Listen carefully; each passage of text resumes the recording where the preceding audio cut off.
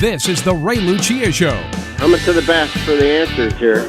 The one show that helps you make better money moves. The program all about your money, your business, and your life. You guys talk about a lot of really good information that even I can understand. Call Ray now at 844-RAY-SHOW, 844-RAY-SHOW. This is the Ray Lucia Show. Thank you, and welcome to the one talk show in America that helps you make better money moves. The Ray Lucia Show, live and in color. Hello, Johnny Dean. How you doing? Fine. We got to lengthen. I got to tell the audience. I keep saying I got to tell the audience to lengthen their applause out. It makes us feel like. Well, you know what? I don't know how I'm going to work on them. We got to train them. That's all it is. Oh, okay. Look, they're sitting out there. They're quiet. They're doing nothing. Speaking of quiet, if you want to email me quietly, go to raylucia.com, RAYLUCIA.com. I've got a couple emails. Oh, here's one right here from Mark. When you email me, try to give me a little more data. It seems like every email that I answer, John, it's like I kind of need more information before I can give you a good answer. Yeah, you see, we get two types. Usually it's without enough, but then sometimes it's about 3-4 paragraphs, and we can't really read that on the air. So since I do charge several $100s an hour to read them, no, I don't. By the word? Yeah. I even got a text this morning from one of my emailers from yesterday or the day before. We did the email on the air, but I feel for her because she doesn't have a lot of money. She's in New York, right? And I won't out her with the name and all that stuff. But she has some kind of an annuity she needs to cash in, but she's not old enough, and there's a penalty, and she's really freaked out about it. And I will tell you, I is her name. I'll just call her Ms. I. Okay. Her husband passed away, and she wants to move over to Nevada and buy a house and all that stuff. Wow. I promised her I would talk to her personally after the show to try to help her out. Well, she's still in the penalty phase of the she still has penalties and taxes. She's not old, and her husband died. It's not going to be a huge tax bill, but you lose a spouse, you're kind of freaked out about a lot of different things. I'm trying to just help her through a difficult time. Yeah. Anyway, on that subject, I wanted to start with something. Lynn Rowe, by the way, is going to be joining us, from IWantMyLTC.com. I remember Lynn, sure. I just saw her a couple of days ago. Remember that song? No, but... I remember you, of course you do. I remember you, yeah. Yes, all right. IWantMyLTC.net. Got it? Didn't we have a jingle with that at one time? We did once upon a time, Right. I write jingles for her and others on the side because Glenn Erath, whatever happened to Glenn, our jingle writer? We got to find him somewhere. I think he started demanding money. But so you guys are going to be talking about something here. Well, I want to start talking to you about something instead of teasing and laughing and joking, something really, really, really serious, and that's end-of-life planning and what kinds of things you need to do. And maybe Lynn, if she's listening, we'll be able to address some of this stuff. So sit back, folks, relax. It's the Ray program. We'll help you make better money moves. And the program all about your money, your business, and your life. We're taking care of business, and we're riding the magic carpet. Yeah, we're mixing it up. Some days we'll play Revolution. Some days we'll do Steppenwolf. Some days we'll do something else. Steppenwolf. I like them all, as you know. As long as they were 70s and 60s. It's okay. You get into the 80s, not so much. You start to lose it. After about 1983, Tone Loc, nah. The who now? What now? The what? Who? What? Okay, on a serious note, I was reading this morning, and knowing that Lynn would be coming in, I thought that we would talk a little bit about this whole idea of holistic risk management, if you will. It's kind of a fancy name for making sure that you cover all of the bases in financial planning. Having trained literally thousands of financial advisors all around the country, almost none of them do what Ms. Rowe does, and that is gets involved in the stuff that nobody wants to get involved in talking about. Now, she discusses, the easy stuff too, the long-term care and annuities and all that stuff. But the end-of-life tools that you need to have, let's go through a couple of them. The power of attorney. Of course, everybody knows that allows an individual to pre-designate a proxy to make decisions for them, medical decisions and otherwise. Probably important. And it's very, very important. And state laws, according to the American College, now permit these powers to spring to life when the individual loses legal capacity and then stay in force as long as the individual remains incapacitated. That's why they're called a durable power of attorney. If you don't have one of these, this is something that is like basic estate planning and basic financial planning, and a lot of people haven't done this. I forget what the percentages are, but it's a fairly high percentage of individuals that haven't done any significant estate planning. Doesn't surprise me. I think a lot of people think, well, I don't have an estate. I don't have an estate tax. Well, this is level 1 estate, but by the time you get to estate taxes, that's like level 3. I think people think that's the first thing, though. You know, they think of Terra. I don't have a huge house. What do I need an estate plan? The next is the living will, or the advance directive. Here's what they had to say about that. For many, it's not enough just to execute a POA, which stands for Power of Attorney. Yes. Yes. And we even said the A word, attorney, on this show, by the way. There are a couple A words that we're not supposed to say. I know. Rather, that one's the worst, though. Rather, except for I've had some really, really good ones in the last few years, so I'm not going to say anything bad about the A's. Oh, no, there's nothing wrong with them. You just have to get to know them and understand where they're coming from. Well, okay. Rather, they go on, the person wants his or her attorney, in fact, the hospital and other stakeholders, to know about end-of-life wishes.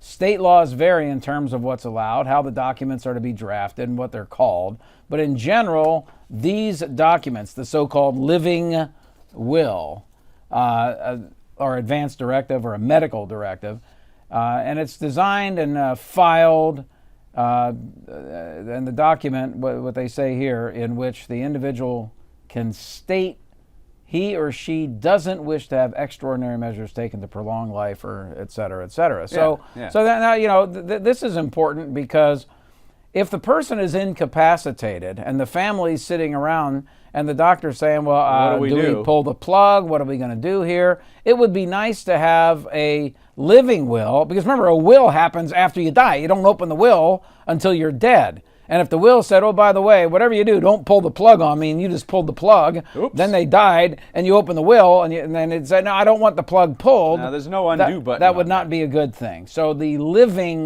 will is another thing that you probably should have in your document file. Remember we talked the other day about online access to all of your documents, having a vault, a virtual vault for all of these documents. It's a great idea, and it's one that technology finally allows. And it's really good stuff, along with account aggregation, which Yodlee and others have done for many, many years. But in one place, you can now get all of this account aggregation stuff and the documentation put in your vault and so forth. The next one is the POLST. You know what the POLST is? The what now? That's the physician order for life-sustaining treatment. I made that up, by the way, POLST. I know I didn't. Think. This is an approach to the improve end-of-life care. It encourages doctors to speak with patients about end-of-life wishes and creates specific medical orders to be honored by healthcare workers during a medical crisis. This is something that a lot of people don't even think of. They don't want to think about it either. I mean, how do you go through this stuff, each one of these, and say, hey, if this happens, what do you want us to do? Now, this one I haven't even thought of and wouldn't, because it's not my style, but physician-assisted suicide. There are some states that have laws now permitting assisted suicide. Sure. I don't like it. Well, I mean, I wouldn't use it, but I think, it's if somebody wants to, I won't get into that, but it doesn't bother me. And then this is something that you're really interested in, post-mortem decisions. Well, that's after death. I mean, I can't make any decisions. You can't. If you're adamant about being an organ donor, that sort of thing, this is where it's important to have post-mortem documentation so that can happen, because they can't just willy-nilly go in there and, take your kidneys and put them in a box and give them to somebody else. No, although I say, hey, you know what? Come on down. It's a No, I think it is. I think it is good. Yeah. So the question that's asked here, and I'll ask Lynn Rowe this in a minute, why bother? They say, why bother with the end-of-life decision-making? It's by the way, one of the fastest growing areas of estate planning. But what I've found is financial advisors have moved farther and farther away from estate planning and these kinds of topics because A, it's not fun to talk about, and B, they don't make much money talking about it. You know, it's kind of hard. I would put B first. Okay, on some well, of those, that's and then that's go true. back to the, you know. Yeah. And here's my take on that. It's the difference between planning and having to make decisions on the spot. Planning, you've already made the decisions in advance. Yes. Someone finds out that they're terminally ill, decisions are made, and there's not a whole lot you can do in the planning process to address it. Nope. Other than scramble to get documentation done. And you don't want to do that. So we'll check in with Lynn Rowe and see what her take is on this. She's got experience, far more than you and I have in this area, because she's been doing it for a long time. So stick around, folks. This is The Ray Lucia Show. Email us, raylucia.com. Click on the Ask Ray button. We'll be back.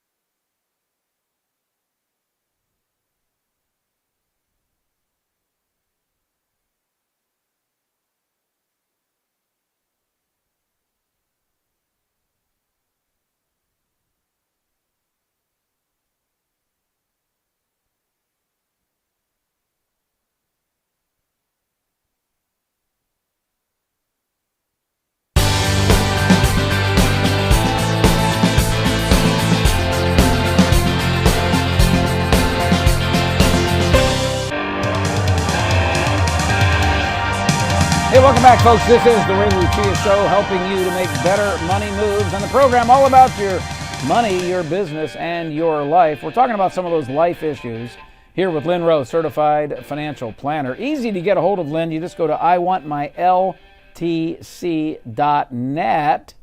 iwantmyltc.net. LTC stands for long-term care.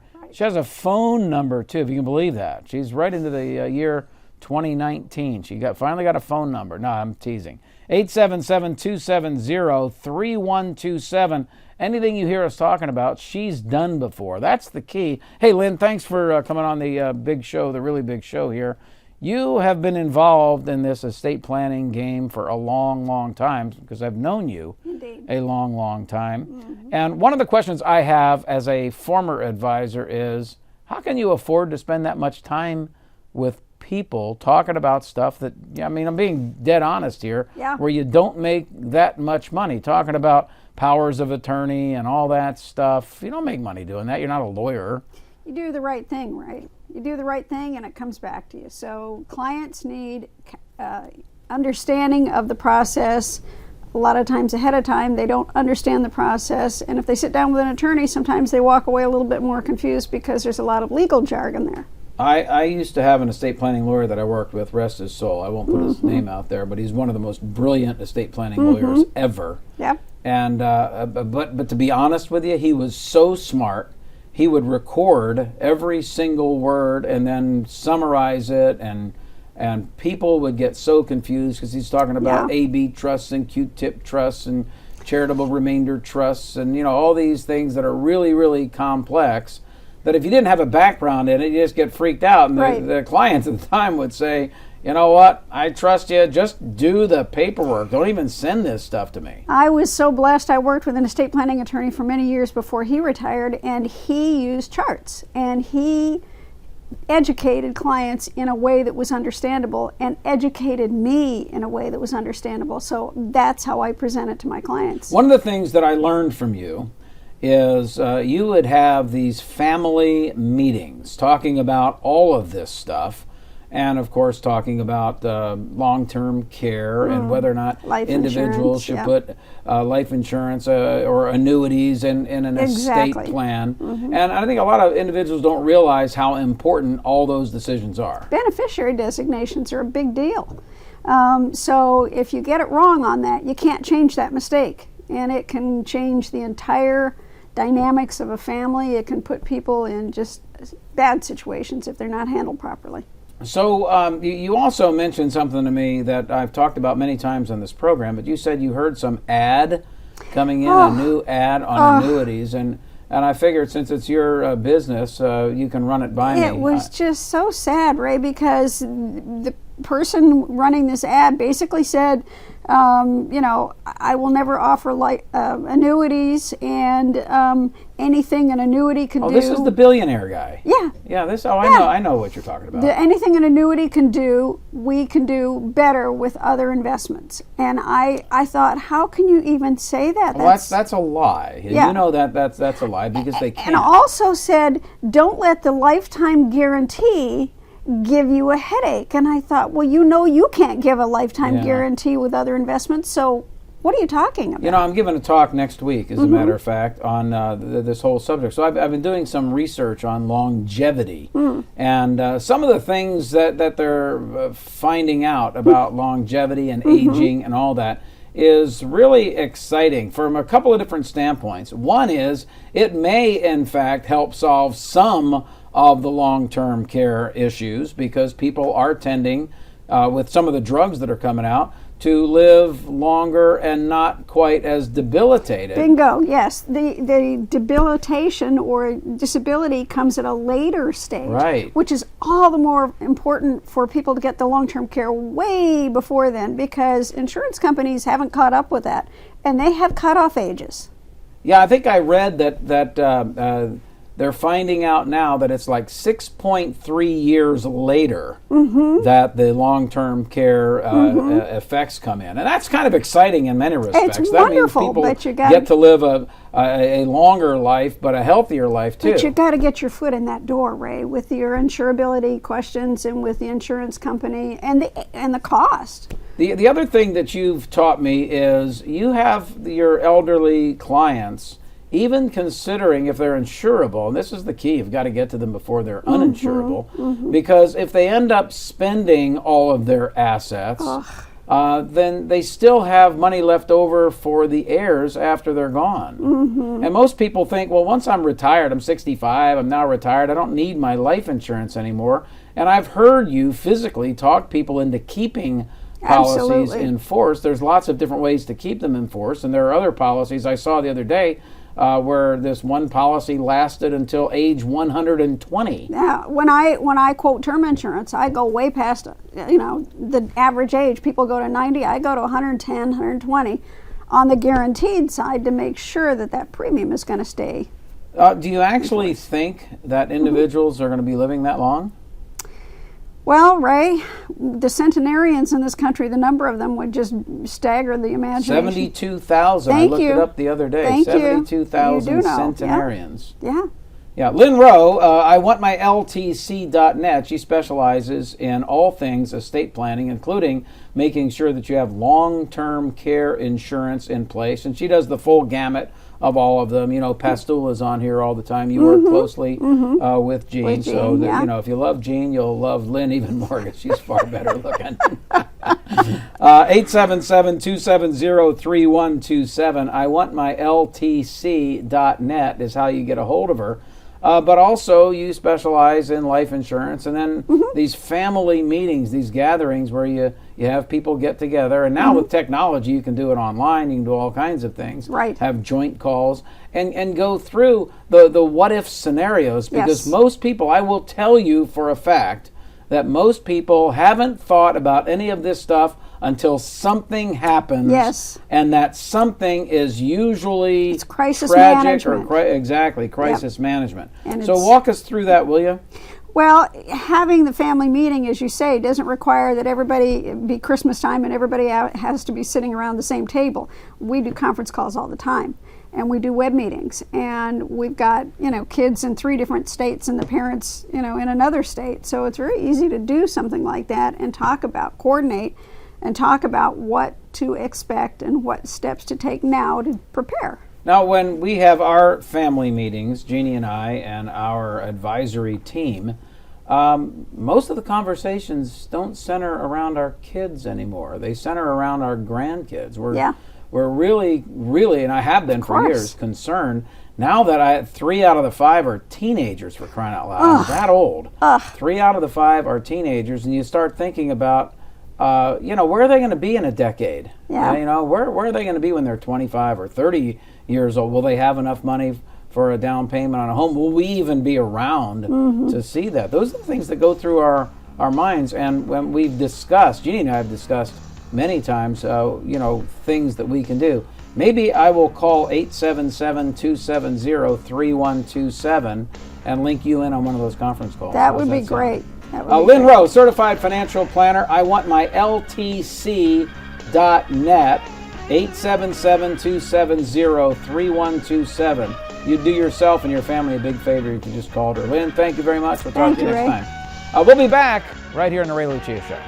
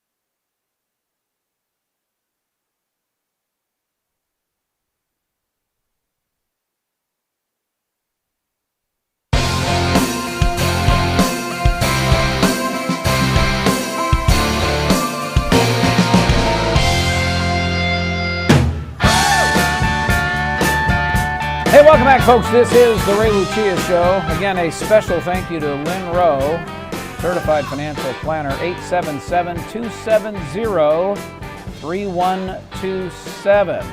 It's not fun to talk about all that ugly stuff, Johnny. That's why I'm glad you're back. Why? Because it's those things that you have to talk about, but nobody really wants to on the air. You want to have fun and have a good time, but the fact is, life happens, doesn't it? Well, life happens and end of life happens and death happens. We have not found anybody yet so far that's been able to escape it. So up to now, 100% of the people who have lived have died. Well, changing gears, I'm reading the paper and stuff this morning. Robert Shiller just gave a talk at Inside ETFs. The probability of recession is rising. Here's what he had to say. Yes. Nobel laureate, this is the article, economist Robert Shiller. Now, he's the guy with the Case Shiller. He's the Case Shiller studies. Yeah, Yale dude. He's a really smart guy. Yeah. Says the probability of recession is rising. He's also the guy that created the CAPE ratio, the cyclically adjusted price to earnings ratio, that's supposed to predict what the market's going to do. That hasn't done a very good job of it. No. If the economic expansion lasts through next month, he says, it will be the longest recovery since 1857, when the National Bureau of Economic Research business cycle data begins. The longest recovery. Well, Barack Obama's still taking credit for it too, by the way. Well, he was well, if you give presidents credit, which you shouldn't, but if you do, he's responsible for 80% of it. So there you go. The fact that by some measures stocks are going through their longest bull market in history, as you all know, almost 11 years, and that home prices are in the midst of their third longest increase in history also raises concern, according to the Yale professor. Why? Because the market keeps going up and up and up, and you know the saying, trees don't grow to the sky, John. Well, they can grow higher. I don't understand this. Now, you go ahead and read it, but I've got some weird... No, it's all good. This I'm makes kind of in no agreement with you. sense to me. Why is it that something good, like good news in the economy, always has to lead to something bad? Because it always does. Just nobody can tell you exactly when. Well, it only happens as things get better, as there's no sign of anything. It looks like everything's moving along, and companies start worrying, so they start paring back, preparing for something that hasn't happened yet, and then it becomes a self-fulfilling prophecy. That's exactly right. That makes no sense. By the way, Shiller's cyclically adjusted price-to-earnings ratio, which takes into account the past 10 years of earnings, stands at 29.9. The average is 16.6 going back to 1881. Yeah. Now, that doesn't necessarily mean you should expect negative returns, because the market can remain irrational longer than you can remain solvent. Well, that's true. I mean, by that measure, it should have happened a year ago. Oh, it should have happened more than a year ago, because remember, it was up at 32, 33 not too long ago. Yeah. So I'm reading all these headlines, and I literally turn the page, and I come up with this one. The stock market just cleared a key hurdle. It should open the door to 2,800 now. What is this? This is another floor and all this stuff? This is the key technical indicator, the technical level, the 200-day moving average. It finally just crossed through the 200-day moving average. Therefore, it is a signal that the market's going higher from here. Oh, sure, it's a signal. But maybe it's not, they say. Maybe it's not. Here's the thing. There's so much going on right now that no one can really forecast. China, for example. If you just take China, the market's been extremely volatile in some respects due to the tariff situation with China and other countries. Yeah. And of course, you know what's going to happen. If they sign a decent deal with China, which may or may not happen. If they sign a decent deal with China, the market's going to go up. If they don't, the market's going to go down, and it will have no bearing on most of the people listening to this program or watching this show today on their retirement, unless they do something one way or the other. And usually when you do something one way or the other, you're doing something wrong. I said sometimes the best thing to do is nothing. Yeah, I actually had something on that somewhere. I wrote something on that not too long ago. You wrote something on that? Yes. See, you're really good at doing nothing. Well, you make the wrong moves. It's like having a plant and it hasn't got enough water, but there's water down the street, so they bring it over and they plant it over there, and then the water stops. It's like it's whack-a-mole you're playing. So I think this was on CNBC, actually. It wasn't the newspaper. It was on CNBC.com. So then I turned to the next page. Okay. Scary over the next couple of months. Boutique investing chief says 2019 rally won't last. And they're quoting from Luthold's Doug Ramsey, who lays out a series of worst-case scenarios for stocks, including a broad and deep revaluation during the next recession. So then you ask them, well, when is this recession coming? And most of them say, well, a couple of years from now. Or soon, or eventually. So I think that it would be wise. It could happen next month. It can. And you know me. I have always been conservative with respect to the short time frames and quite aggressive with respect to the longer time frames, which is how we ended up with all of these different silos or buckets or whatever of money. Because one of the things that we know that stocks are going to be volatile over the short run, but we also know that over the long run, they tend to do very, very well. And you've heard me talk about these 15-year cycles. About the only thing that I can find that has the term cycle in it that makes sense to me. But basically, the way it works is like this. If you're young, and millennials pay close attention here, if you are young, the next 30 years will probably produce the same kind of returns we've seen over every 30-year rolling period in history, which is somewhere north of, say, 8%. You're talking equities. You're talking stocks. Yeah, I'm talking about the stock Not market, bonds, the Standard & Poor's 500. So north of 8%, it's average something, 20% or more than that. But let's just say around 8.5% for 30-year periods. Now, here's where the problem lies. It kind of goes in 15-year rolling cycles. Not just this 15 years is good and the next 15 years is bad. It's a 15-year rolling cycle. So you're not going to know whether you're in a good 15-year or a bad 15-year, right? You're just not going to know. But history has told us that if you hit a bad 15-year cycle, your returns could be as low as 1.5 or 2.5% during that 15-year cycle. So if you're banking on, and this is what drives me crazy, if you're banking on historical averages with respect to rates of return, you're making an enormous mistake because you are not going to get the average rate of return. Now, maybe over 30 years it kind of works out, but over 15 years it could be really, really bad, or it could be really, really good. But here's the kicker. If it's really, really bad, it's followed by a really, really good time period. And so therefore, if you can structure your portfolio, critical folks, if you can structure your portfolio so that you've got safe money to live on during the really, really bad times, even if, emphasize, even if you never rebalanced your portfolio. Value average? Even if you never did anything to safen up the portfolio, and in some instances it's better that you don't, you'll still end up with that second 15 years after the dismal one, fine.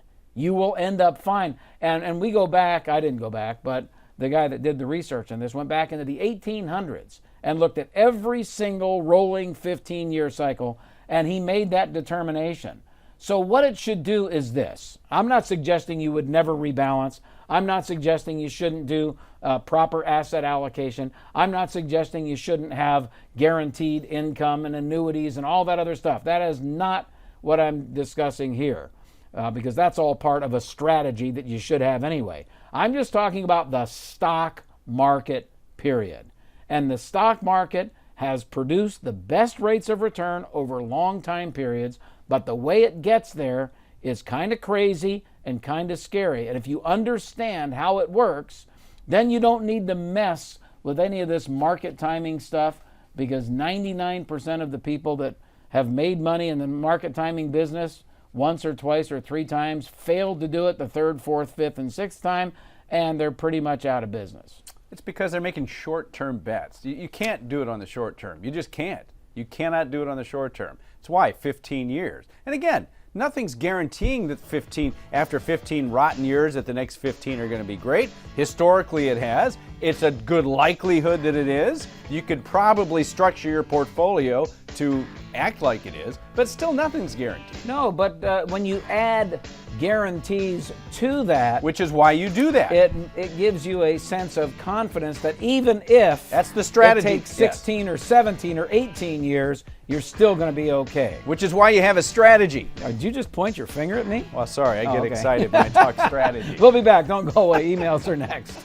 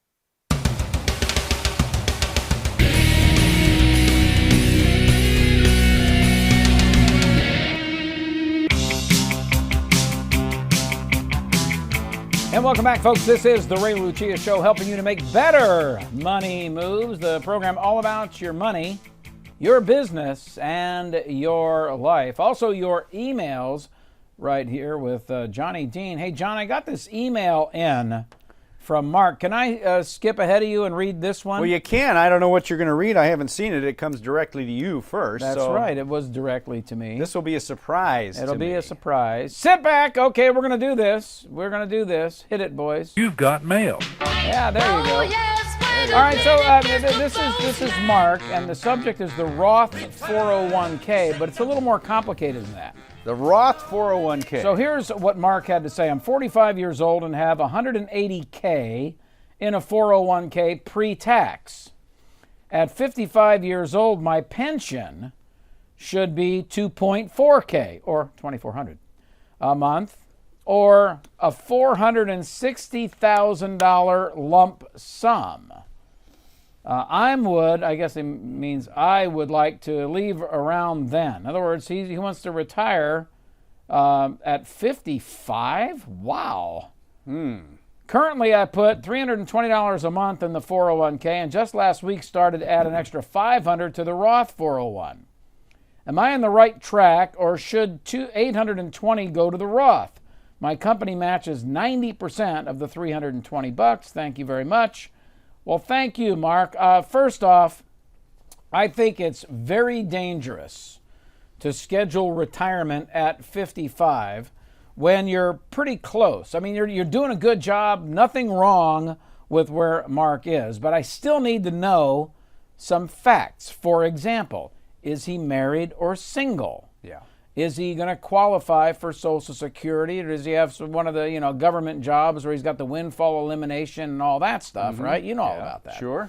The other thing is, I'd like to know if he is married, if there's other income beyond this. What is his actual paycheck?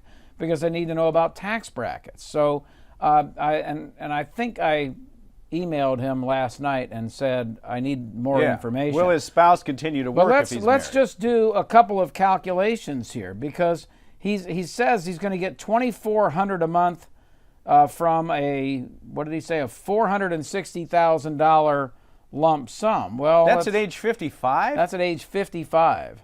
All right. So would you take $460,000, or would you take the $2,400 a month? At 55, I got to take the monthly. I got to take the annuity. So let's just do that. 28.8 divided by 460 is 6.26%. If you looked at that from annuity standards, that's a pretty good deal. It is. I mean, it's a 6.25% distribution rate on a lifetime income annuity at age 55. Usually, you'd have to be around 65 to get 6.25%. Yeah, that's why I would take it personally. Plus, he's I don't know, and he's going to have another 180,000 times another 10 years of saving money. And he said he wants $4,000 a month. Well, then the next thing I need to know is that $4,000 in tomorrow's dollars, or is that $4,000 in today's dollars? Because $4,000 today probably is closer to $5,000 10 years from now. Yeah, likely. So, but his main question is, should he do the Roth or the traditional? And I can't answer that because I don't know your tax bracket. But let's just say he's in a 22% income tax bracket now. And if he's going to stay in the 22% income tax bracket, my recommendation would be to do the traditional, put it all in the traditional, get the deduction now, but then use your tax savings to fund the Roth. But before I can make that kind of a decision, I need to know about his Social Security. Again, when you add Social Security to the mix, he's fine. He's fine, but he's got to wait for like 10 years to get to it. And that's assuming it's not not reduced by any windfall elimination, although it's not going to reduce it a lot. It may not reduce it much. The windfall elimination, by the way, is what happens when you have a government pension. So we don't know that. Well, from a job where you did not pay FICA. There are a lot of people that have government pensions and still pay FICA. That's true. But So this just gives you an idea of the types of things that we would have to go through in a financial plan, if you will, to make a decision. And I can't until I have more information. So I will chat with him, or we'll email or text back and forth until I get it right, and then I'll report back. How's that? Yeah, I'm interested to know what the rest of that information, because that's actually a pretty big decision he's got to make. It's a very big decision, because when somebody's flashing almost $500,000 in your nose at age 55, it's very, very tempting to take that. I mean, I know personally I would be tempted to take that and say I can beat As a lump sum? Well, yeah, because I mean, but then you have to say, well, wait a minute, I've got to make almost 30. That's $30,000. I need to know if that's got a COLA. I doubt that it's got a COLA. Yeah. But $30,000. I'm 55. I could live until I'm 95. That money's got to last 40 years. That's the problem. It's an extra 10 years. He's Yeah. not going to have any health insurance unless something changes between now and then, which it could, but he's going to have to fork out money for his own health insurance at some point. He's not going to be eligible for any Social Security. He's under age 59 and a half, so if he has 401ks from previous jobs, there's going to be penalties. He's creating some problems, some extra expenses, I think, for himself by retiring Well, at 55. he should be okay on that, because he'll be 55, so he'll be able to take money out of his retirement Well, if it's account that without from a that penalty. company, but Yeah. anything else, yeah. So this guy needs to do some planning. And the good thing is he's 45 and doing some planning. So I would say that he's going to be just fine once we have all the data. Yeah, 55. I couldn't do it. Even if somebody handed me $500,000. I couldn't do it either, because I'd have to go back at least a decade. You're a little past that, huh? I am. I won't. Don't do it, because you're going to be there someday, and I'll be hopefully alive to tease you about it. I remember teasing you when you turned 50, Yeah. and that was quite some time ago. Well, yeah, you were still prepubescent. I was like not even 40. I was like 35 or 36. I think that was right around the time we started doing the national show. It would have I been. did the national show in 2000. Yeah, late 2000. I think it was December 4th, 2000, if my memory serves. I and thought so it you was were. November 4th. Nah, it was December. It was? It was You're December. sure? We were doing the in November. We were doing the Oh, afternoon that's right, show. we were doing the afternoon We had an show, yeah. afternoon show in San Francisco, California, We which were covered doing the 3 entire Bay hours in Area. the morning in San Diego and 2 hours in the In the afternoon in San from Francisco. 3 to 5 p.m. And it was during the tech boom. Yeah. And I'm telling you, it was just money was everywhere.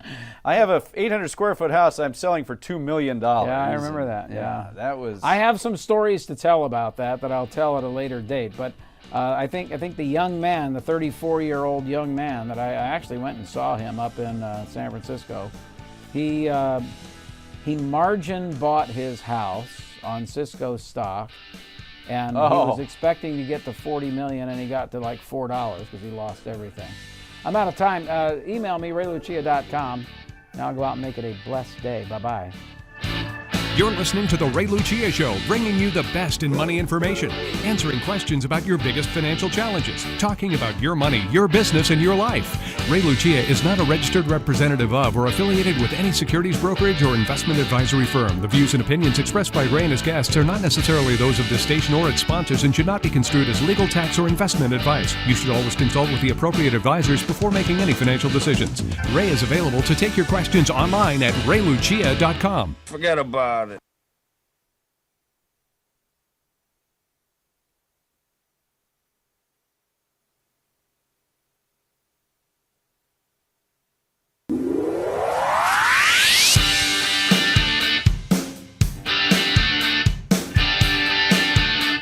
This is The Ray Lucia Show, Coming to the best for the answers here.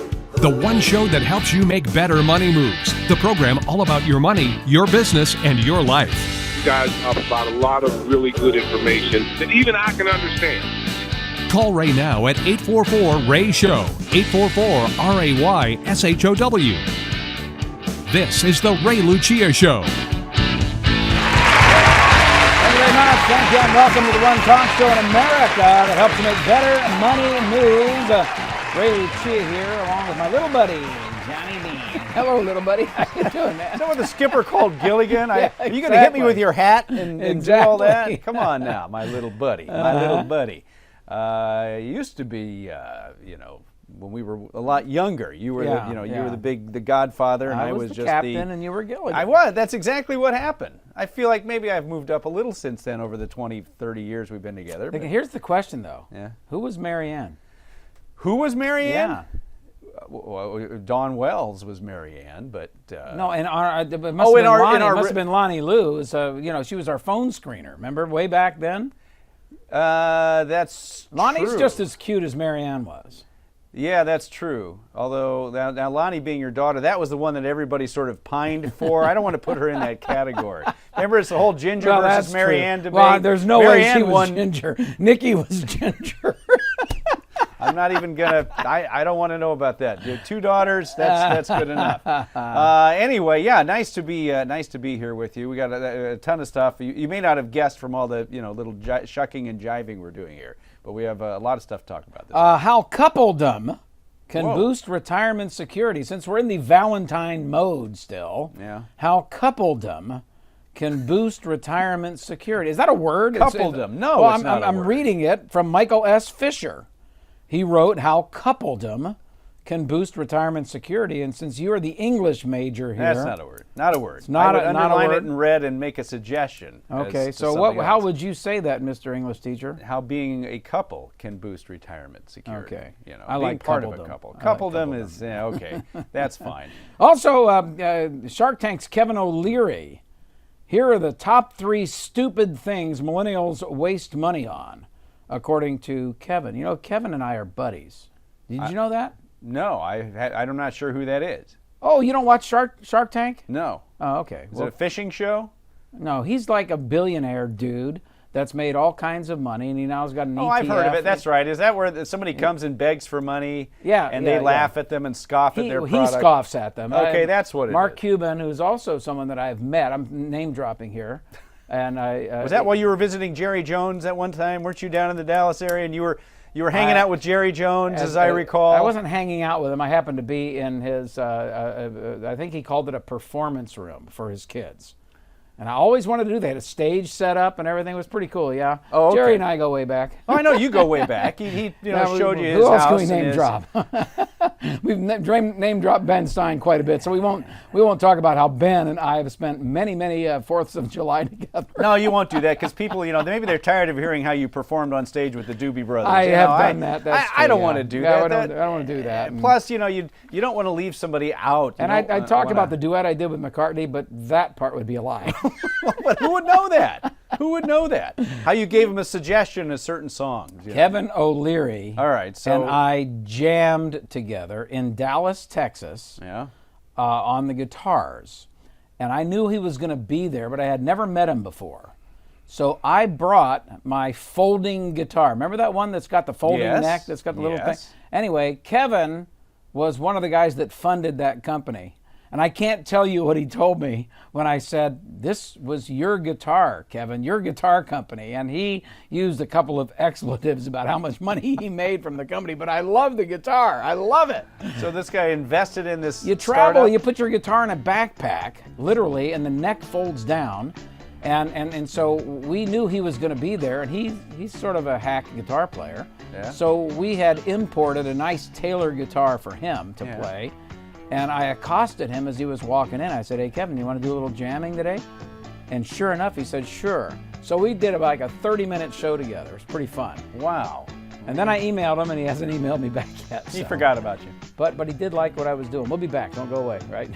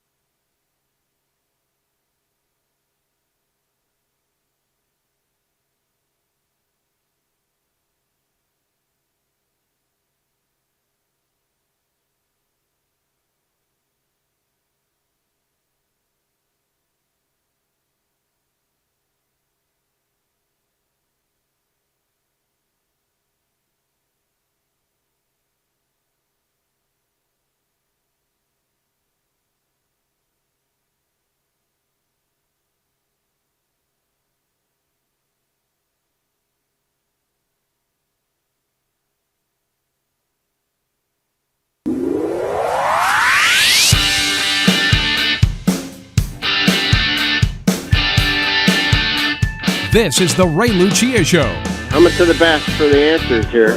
the one show that helps you make better money moves. The program all about your money, your business, and your life. You guys talk about a lot of really good information that even I can understand. Call Ray now at 844-RAY-SHOW, 844-RAY-SHOW. This is The Ray Lucia Show. Thank you, and welcome to the one talk show in America that helps you make better money moves. It is the Ray Lucia Show, the program all about your money, your business, and your life. Johnny Dean in the house. Johnny, we were talking about coupledom, how coupledom can boost retirement security. We might get a chance to talk about that. By the way, did you buy some flowers for your wife? No, we made a pact a long time ago, as I said, not to do anything on Valentine's Day. We're too busy. We don't want to bother with it. We do the birthdays, we do Christmas, and that's You remember about 15, 20 years ago, I asked Plum that same question? Yeah, I do. What happened? He said, well, we have some of these like dandelions in the backyard. He was going to go pick Was he some gonna do flowers. that? I thought he did do that. He did. And so I got him like a subscription to proflowers.com. I said, what a cheese ball you are.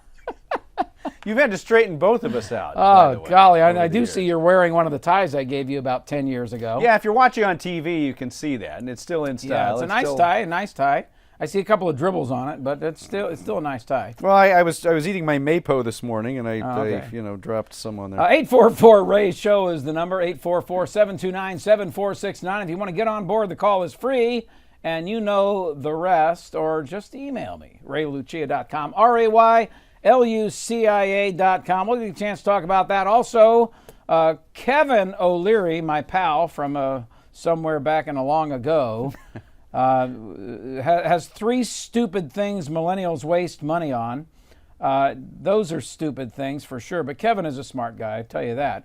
But I do want to start today with this, Johnny. You brought this up yesterday, and when I was reading this, because I actually do show prep while you fool around in the mornings, how to wreck a pension plan in 3 easy steps. Ben Carlson wrote about this, and I was thinking about you. How to wreck a pension plan. I'll tell you all about that. Sit back, folks. Relax.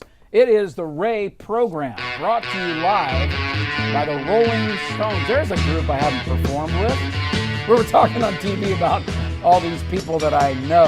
I'm throwing around names just like throwing crazy. around names. Yeah, just because I, brushed into, somebody in an elevator once, I pretend that I know them. Clint do that all the Eastwood time. is the guy I brushed, elbows with. Sure, and he told you to beat it because he was He busy. said, and- "Go ahead, make my." I don't know No, what he we don't said. know what he said.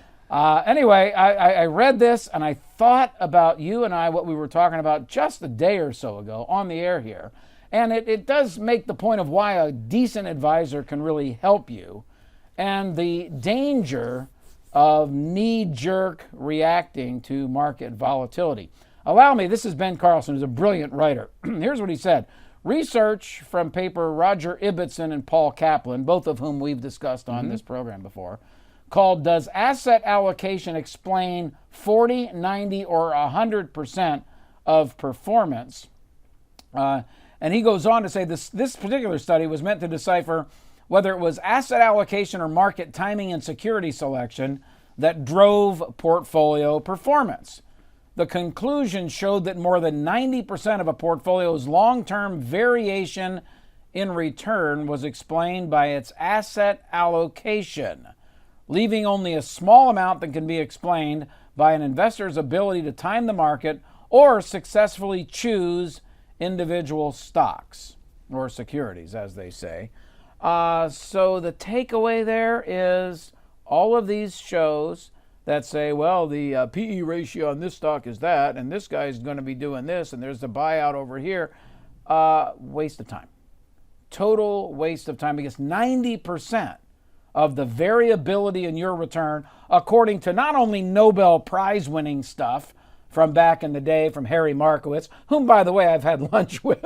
Your good buddy. It's your friend. He's close I personal wouldn't friend say of he's yours. a close personal friend, but I did have lunch with he and his who's wife down in Pacific Beach. Who's 'cause going that's to know where if he that? lived. You could say he's a close personal friend. No one's going to know. But I cannot lie, because then I have to go to confession, something you haven't done in a while. You're right. Don't you think it's about time? It's been 50 years. No. I'm on the 80-year plan. Okay.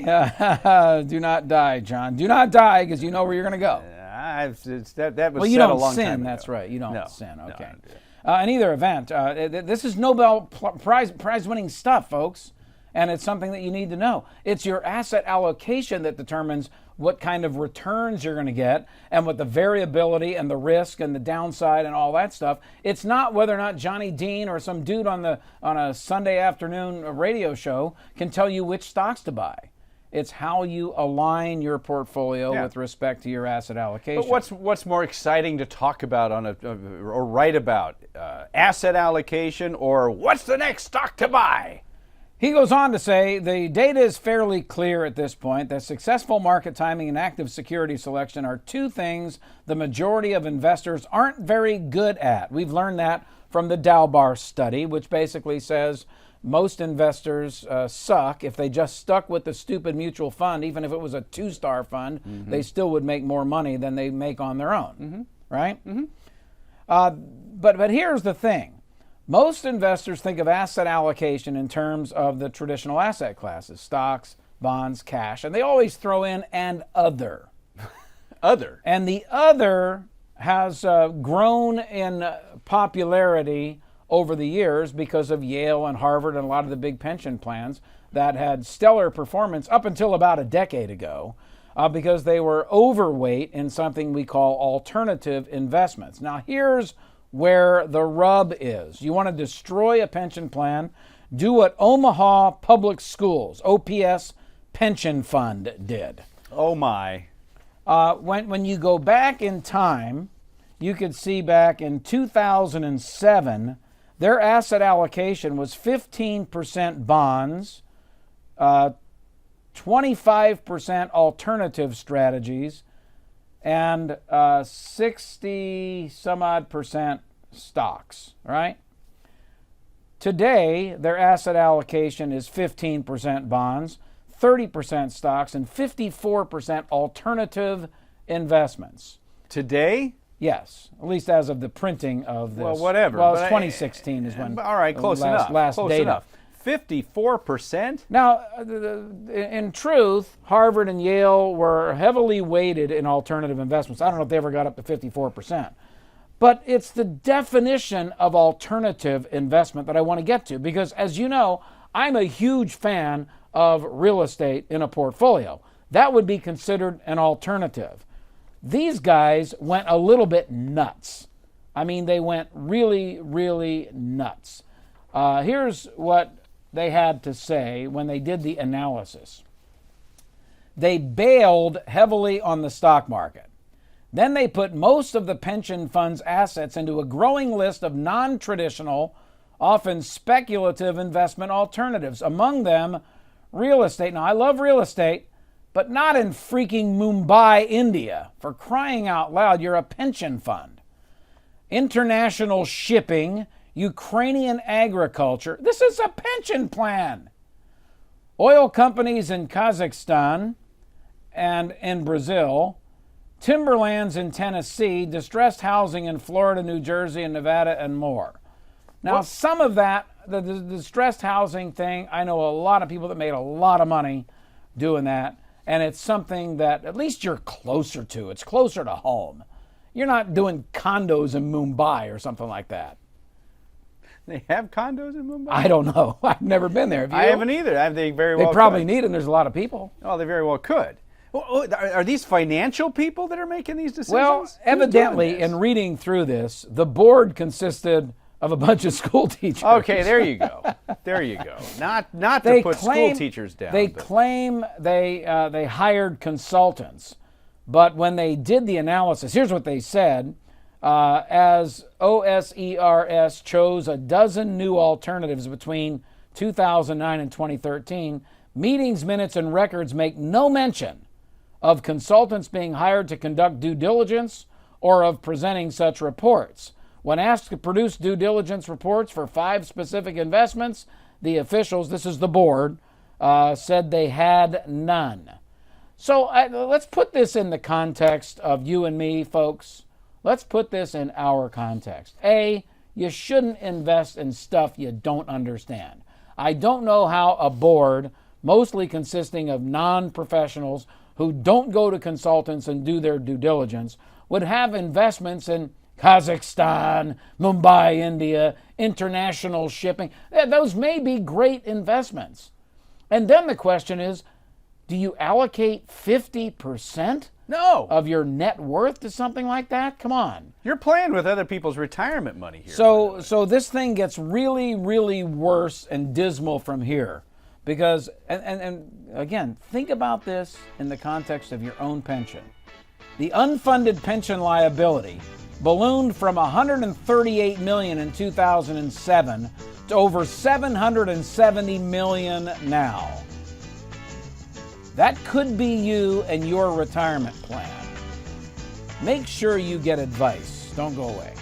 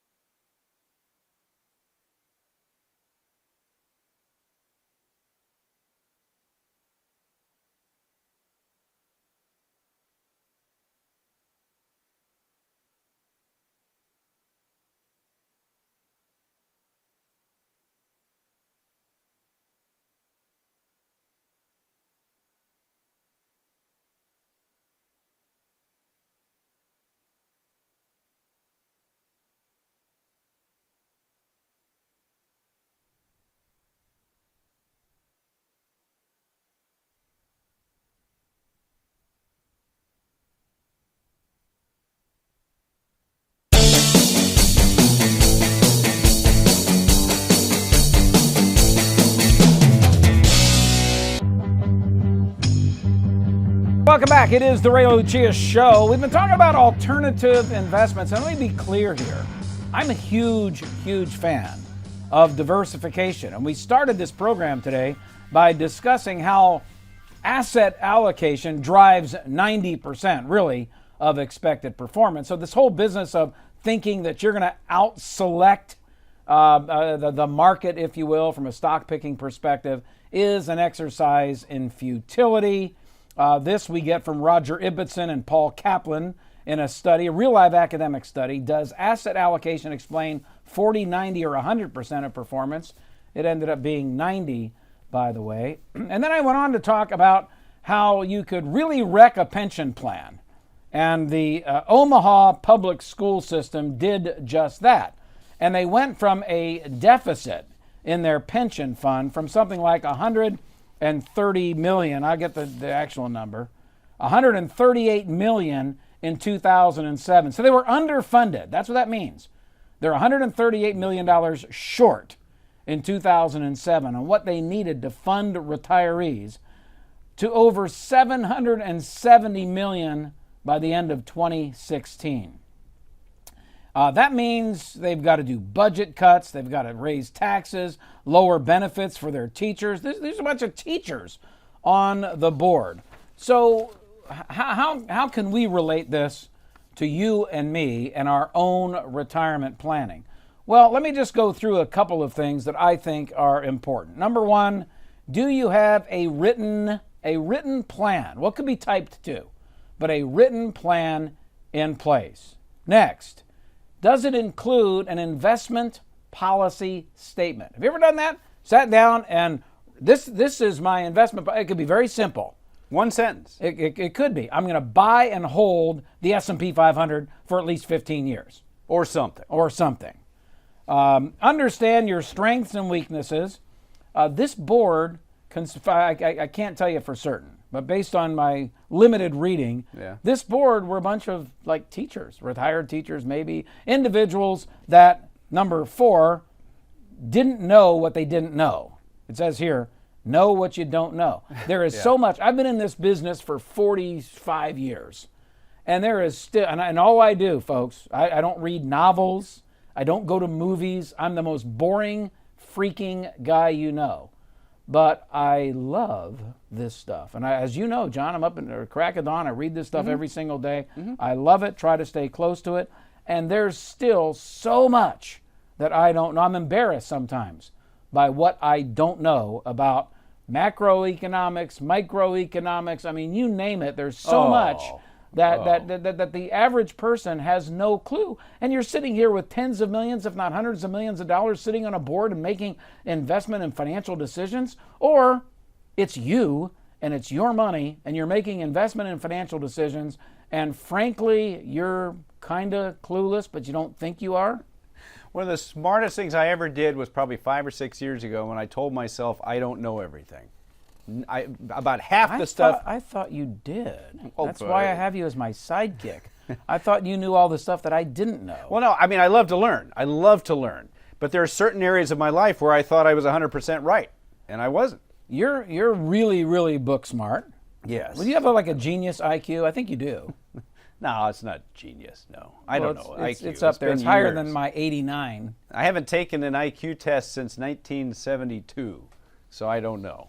But it doesn't matter. I mean, geniuses make mistakes all the time. The mistake you make is walking into a room and telling everybody I'm the smartest guy here. Absolutely. You might recall that in the seminars I used to do, I used to flash up the Mensa Investment Club. Yes, and the performance of the Mensa Investment Club. That's exactly what I'm referring to. It was a period of time, this is back in the 90s, when the market had done 17 or 18% and Mensa did 2.9.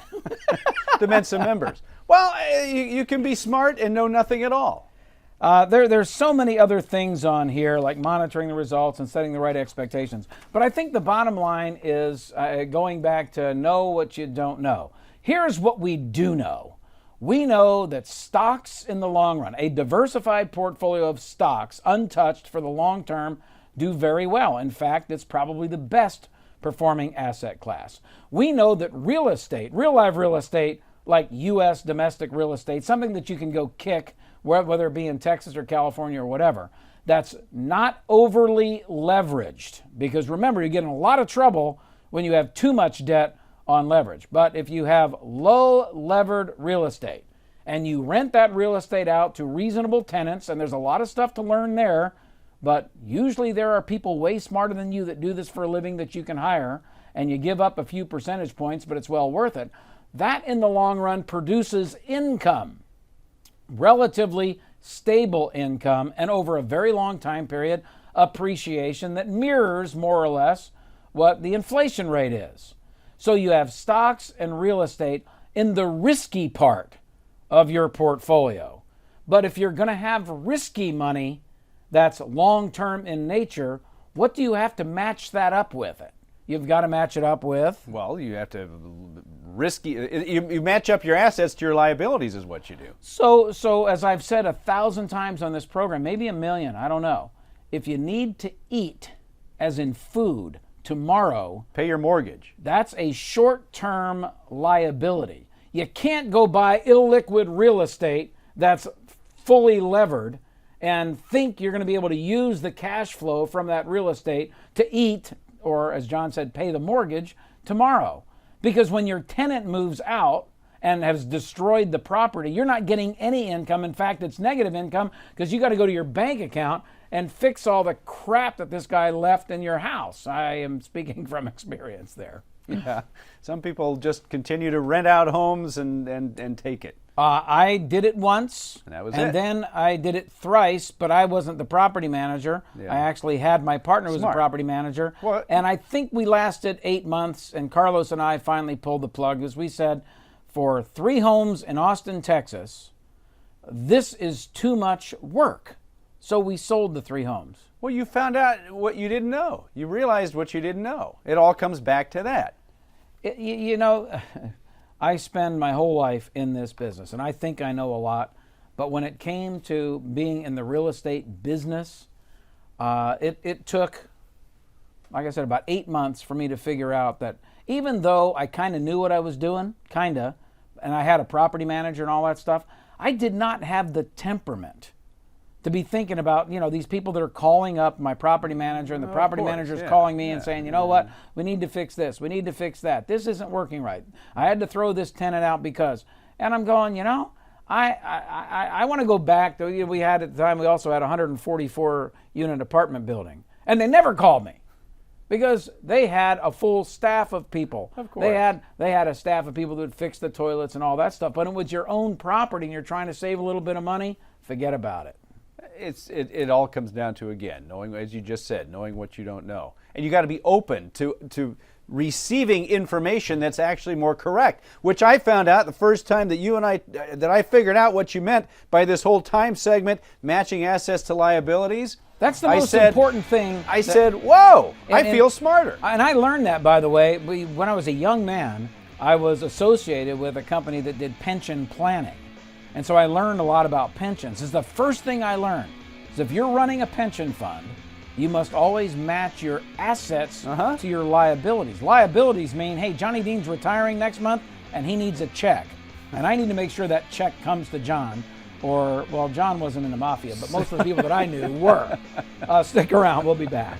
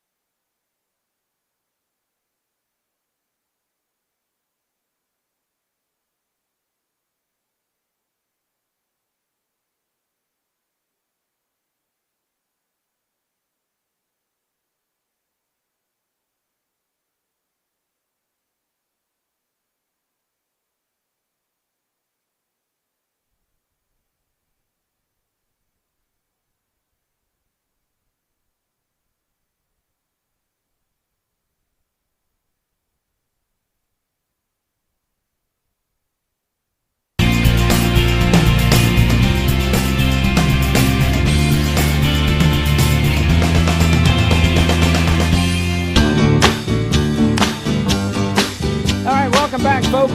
This is the Ray Lucia Show. That would be me with Johnny Dean in the house. Hey, John. Got a hankering for bazooka all of a sudden. It's just, wow. Bubblegum. All right. I'm leaving town, as you know. You're next leaving on a week. jet plane. Don't know when you'll be back again. Interesting, because I'm giving a talk in New Orleans, actually 2 talks in New Orleans. And I got the company to actually give me a detour trip back to Palm Beach, because when I was there a few weeks ago, I met a gentleman who was very much instrumental in helping advise some of the tax people in the White House, at least according to him. And when I got talking with him, I felt really, really interested in some of the things that he brought up, because I've been thinking about opportunity zones and all that. Remember, I told you I love real estate and I want to learn as much as I can learn from people that are way smarter than me. Well, this guy happens to have a really serious company. It's an engineering firm, not necessarily an investment firm. Yeah. But they do work in opportunity zones and so forth. What is that? Okay, what so does an that mean? opportunity zone is an area of the country where the economy is somewhat struggling. And the government says, if you invest in that particular area, we will give you some tremendous tax benefits. For example, you get a 15% basis step up in your capital gain. So I talked to a young man in Florida the other day, and it was fortuitous because I said, to be honest with you, I'm kind of learning about this right now. And more companies are coming out with funds that are doing this. And that makes me nervous on one hand. By the same token, it will become a popular thing to do because the government is saying we want to incentivize various areas. When I looked at this a year or so ago when it first came out, I'm saying, I don't know if I want to put my money into what they call opportunity zones, because I'm thinking Baltimore and some of these places that have been on fire. But in further research, there's some almost every state has them. Every city has them. And there may be some opportunities. I don't know. Yeah. But I'm going to check it out. That's what I like to do. So I got these guys to do a detour, my plane ticket, and so they're paying. They're paying for the airfare. What do they want you to do? Well, they don't want me to do anything. I called them. Okay, so I you just want to learn. learn. I want to learn about how these opportunity zones work and what kind of properties they're looking at developing or whatever. And these guys are engineers by trade. They do study. You know what cost segregation accounting is? I've heard of it. I don't know. Yeah, so that's like when you buy a building or you have a building, there's 39-year depreciation on everything. Yes. Well, if you were to go in and cost segregate, what's the useful life of the toilets over in the John there? Oh, so they go through the entire building. Oh, man. And the landscaping and everything. And they cost account for it. And if something's got a 5-year expected life, you get to write it off over 5 years. The structure, the brick and mortar's got a 39-year. It's 39 for big buildings. And so instead of depreciating over 39 years, you might take the average depreciation right off down to 10. But you got to account for every single one of those. You have to account pieces. For it. Wow. And then they charge a fee, I guess, to do that. If you own a building, you should be doing this because it's like free money that you get accelerated. It's not a deduction that you would lose because you're going to get it, but you got to keep the building for 39 years to get it.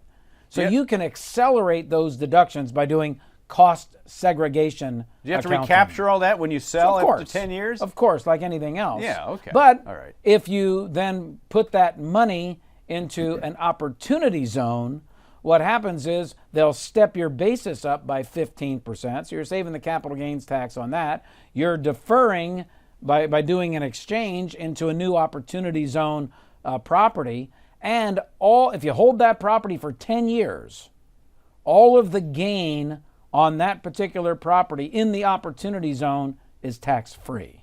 Free.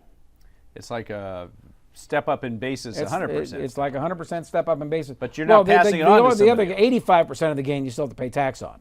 It's the future 15. appreciation. The future. So if you go in and develop a strip center or something like that in an opportunity zone for $5 million, I'm making numbers up, and 10 years from now you sell it for $10 million, the $5 million of gain on that particular opportunity zone property, tax-free. Yeah, that's kind of what I'm saying. And yeah. that's why I'm going to learn more about them, because I thirst for this kind of knowledge. And these guys are obviously a lot smarter than me. How long have they been doing this for? Oh, a long time. Oh, the opportunity zones are new, but they've been doing cost seg and all kinds of other. Because I heard when you tax described credits. it, I'd heard of that years ago. Oh yeah, the cost seg's been around for a long time, but it's somewhat expensive. I mean, if you bought a $1 million property, probably doesn't make sense. But if you bought a $20 million or $50 million building, you're nuts if you don't do it. Yeah, because there's a cost to doing that as well. It's a lot of work. So, and on the topic of saving capital gains, obviously there's all kinds of other things that you can do that aren't nearly as sophisticated. Everybody should know that if you're married and you make somewhere in the vicinity of $80,000, or you have taxable income of just shy of $80,000, any capital asset that you sell up to a taxable income of $80,000. So you have a taxable income of 60 grand. You've got almost $20,000 of free capital gain, tax free. And so the strategy behind how you allocate your assets has changed quite significantly since the Trump tax bill, because now we're looking at trying to hold down your ordinary income, like required minimum distributions and IRA distributions and stuff like that, or delay taking your Social Security, which might be subject to 50 or 85% tax, so that you can take advantage of tax loss harvesting for free. Sometimes I've had callers and so forth, John, say, well, should I sell my Amazon stock or should I sell my Google stock? Because it's down, you mean? Not necessarily because it's down, but it could be because it's down, but I still have a huge gain in it. Yeah. And I would ask them what their tax situation is, and I would say you could sell $10,000 worth of your Amazon stock because the $5,000 in gain is going to be free, and you can buy it right back. There's no wash sale rule on buying a gain. Right? When you sell and take a loss, then you've got a... Yes, you got a 30-day window either side. So the way the capital gains taxes work, you can do a lot of tax loss harvesting. But you got to have losses somewhere. You have to have losses somewhere. Anybody that bought into the market like in September or so, August, you probably have some losses still. Well, and by the way, I mean, there's no limit as to how much you can write off. You can offset. If you had $1 million of losses going back, to the .com era, and all of a sudden you've had $1 million of gain, you could wipe out all of that. That is true. So we call that tax loss harvesting. Even if you have $50,000 in losses, you could sell. You get $3,000 a year that you can take against your ordinary income. In that case, you'd carry forward the 47. But in this case, if you bought the stock right back, you've just reset your basis on a company you probably think is going to keep going higher. And that would make sense for a lot of individuals. It's once again accelerating a benefit to today that you don't have to wait in the business of the opportunity zones, possibly 39 years to get all 39 for the whole depreciation of your write-offs. And when you look around any building, you will see a lot of different improvements, if you will, that have a much, much shorter useful life than 39 years. The tenant improvements in this studio, I mean, I look at these cameras and they were brand new when we bought them, 10 years 10 old. years ago? It's been 10 years. And now they're not worth very much at all. If they came with the building, which they did not, but if they came with the building, you could write these babies off probably over 5-6 years. They become obsolete. You got carpeting that gets worn out. You get all this other stuff. All of that stuff. Sure. The other thing that we talk about a lot in financial planning when there are family members, this capital gains rule is interesting now because the lower income people will pay zero capital gains tax, even for single individuals. I always got to remember the number. For singles, it's up to $38,600. You're saying of adjusted gross income. Taxable income. Yes. So a single individual gets 12 grand right off the top. So now you're up to $48,000 a gross, right? So you've got a child that makes $30,000 a year. They're 30 years old. They're 25 years old. They're filing their own income tax return. You've got that Google stock that you've got $10,000 of gain in it. You gift them, because I got news for you. If you have 25-year-old kids that are making 30 grand a year, you're still helping them out financially. If you live in California, guaranteed. Well, just a lot of other places too. And a lot of other places. So you gift them the Google stock that's got $10,000 of gain. Maybe it's $20,000 of stock. Here's 20 grand. The $10,000 in taxable gain will be tax-free to you because you're in the 0% capital gains tax bracket. Little tiny strategies that we talk about on this program all the time and what good financial advisors do. And if you need one, please send me an email. I'll find one for you. RayLucia.com. Click on the Ask Ray button. Best practices in financial planning. Emails next.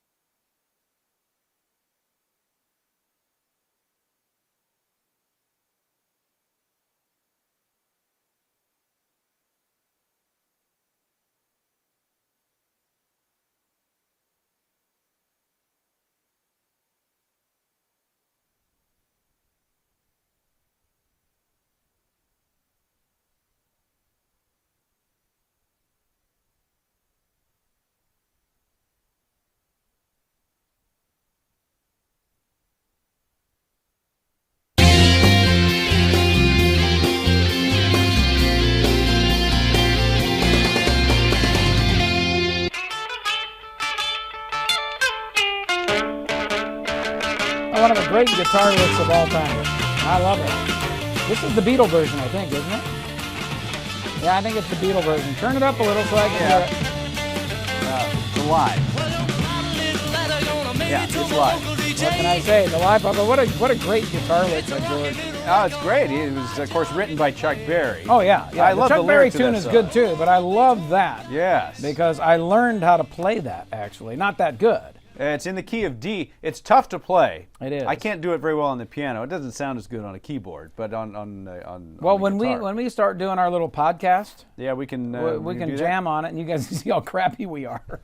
I want to hear you play that intro, though. I Oh mean, yeah, it's a great little intro. Yeah. I'll have to practice it a little bit before we go like live. I love his lyrics, Chuck Oh, Berry's yeah. lyrics. Oh, I mean, it's he's just the best. It's I mean, poetic. Just think about My Ding-a-ling. I mean, what one of the great songs. It was like the only #1 song he had, I think, in 1970. I mean, the lyrics there are and just he- fantastic. John. Forget that one, all right? I got a rockin' pneumonia. I need a shot of rhythm and blues. I got a rolling arthritis sitting down by the rhythm reviews. What does that mean? It doesn't matter. It sounds Doesn't great. matter. He It just doesn't- figured out how it's to write it. wonderful. Anyway, Yeah. I think we have some emails. Oh, well, wait a minute. Oh, now I want to do one thing. Yeah. Okay, before the break, Yeah, you were talking about gifting. One of the smarter moves you might want to consider doing is if you have a lot of gain in a particular stock, you can gift it to. In your case, you were saying a child. You have an adult child.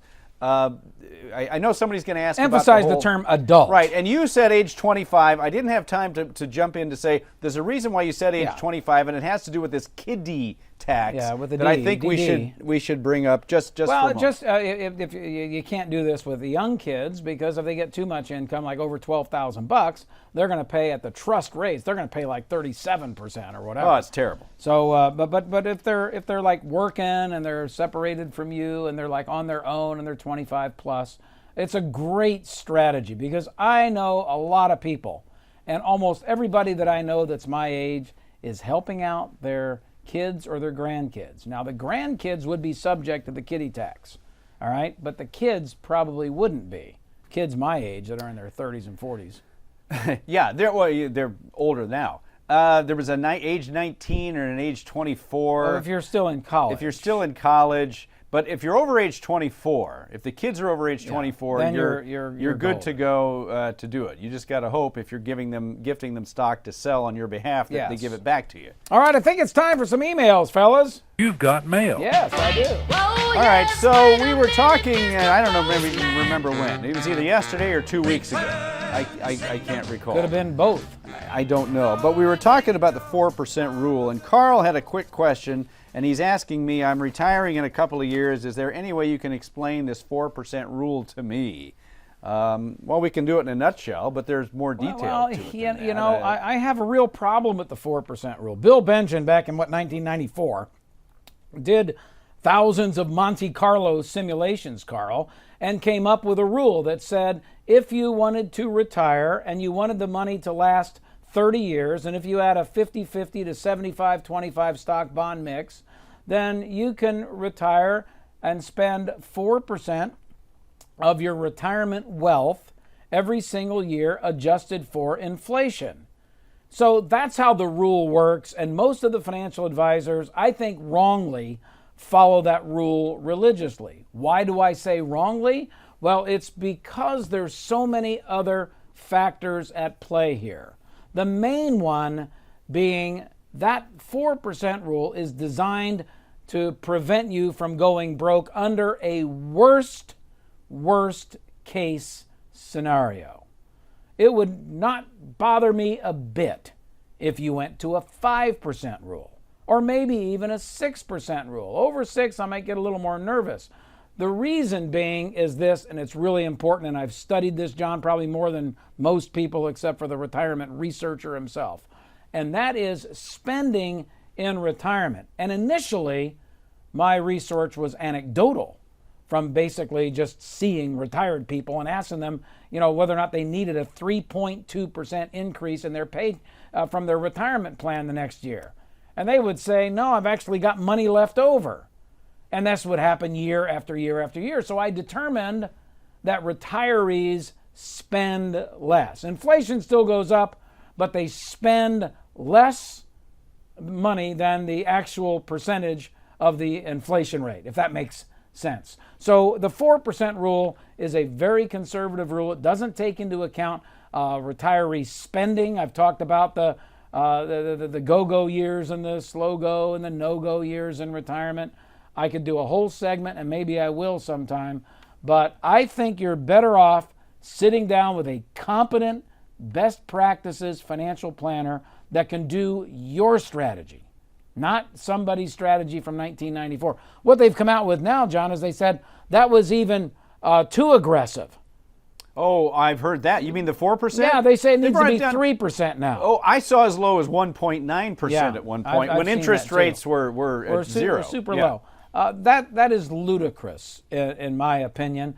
But this is what happens when you do a financial plan in a finance lab, as opposed to in real life. Sitting across the desks from somebody who's got real goals and I mean, there are some people who could take a 7 or 8%.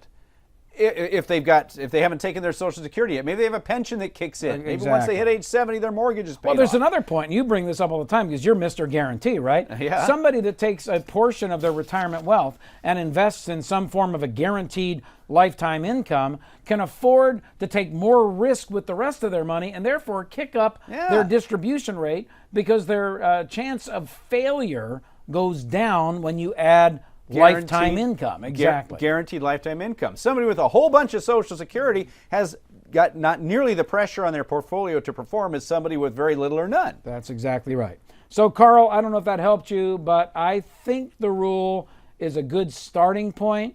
It's a guideline. It's a guideline, and I would sit down with somebody and really do your plan. You know what I used to do when I did my spreadsheets and all that stuff? Is I might throw for the first 10 years, maybe 2% inflation in the mix, just because the Probably first smart. 10 years.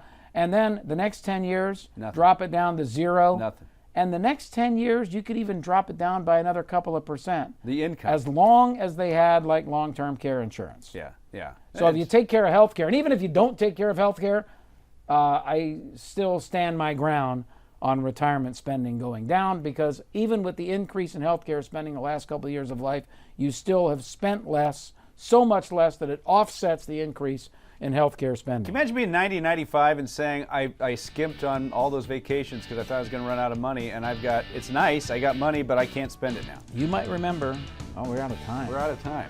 Want to save it? Gosh. Well, I was just going to tell you about the old lady in Rancho Bernardo that couldn't see. I'll tell you that story tomorrow. All right, do it tomorrow. We are out of time. If you'd like to email us, folks, go to raylucia.com, click on the Ask Ray button. Now go out and make it a fantastic day. God bless. Bye-bye.